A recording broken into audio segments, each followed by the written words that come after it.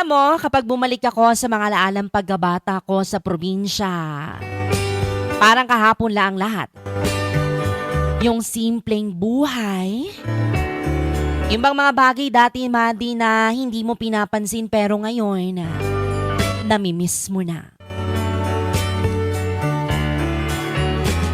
Madi, tuwing umaga, gigising ka sa tilaok ng manok at hindi sa alarm clock. Tapos paglabas pa ng bahay mo ay mararamdaman mo agad ang labig ng simoy ng hangin at amoy na amoy mo ang halimuyak ng mga bulaklak at damo na basa dahil sa hamoga. Yung tipong hindi mo na kailangan magmadali. Dati, ibang walang cellphone na hawak-hawakan. Kundi pamalo lang ni nanay kapag late ka ng gumising. Tapos, didiretso ka na lang sa taniman o kaya sa bukid. Yung tipong mag-harvest ka na lang ng prutas o gulay, mga kaibigan. Laging may mga alagang kambing o mga hayop at iba't ibang hayop pa yan.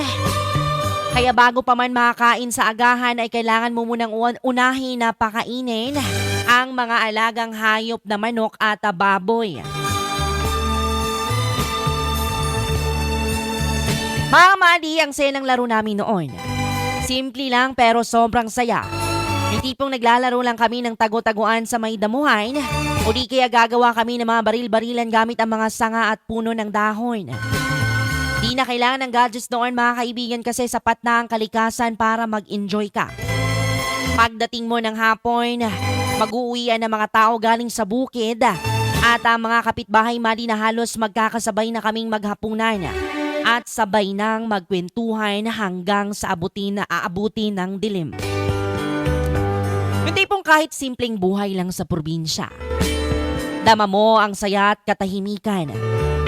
Ngayon, habang abala tayo sa mga bilis na buhay sa syudad, minsan, gusto ko na lang bumalik sa panahong niyon. Doon dahil simpleng buhay kung saan walang masyadong iniintindi, kundi kung paano ka lang magiging masaya.